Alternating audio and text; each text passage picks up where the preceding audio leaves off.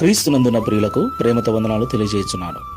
మే నెల 1వ తేదీ 2026. ఈరోజు దేవుడు మనకు చేస్తున్న వాగ్దానం ఏమిటనగా, కీర్తనల గ్రంథము 105వ కీర్తన 41వ చరణం. బండను చీల్చగా నీళ్లు ఉబికి వచ్చెను, ఎడారులలో అవి ఏరులై పారెను. ఆమెన్. ప్రార్థన చేసుకుందాం. ప్రేమ స్వరూపమైన తండ్రి, పరిశుద్ధమైన ప్రభువా, మీకు స్తోత్రములు చెల్లిస్తున్నాం.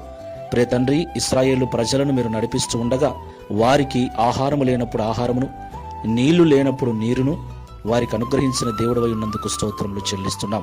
ప్రియ తండ్రి, నీ ద్వారా పిలువబడిన ప్రజల పక్షమున, జనుల పక్షమున మీరు నిశ్చయముగా ఉంటారని, వారిని అద్దరికి చేర్చు వరకు, తీరము చేర్చు వరకు విడవరు, ఎడబాయని వారని మాతో సూటిగా మాట్లాడినందుకు స్తోత్రములు చెల్లిస్తున్నాం.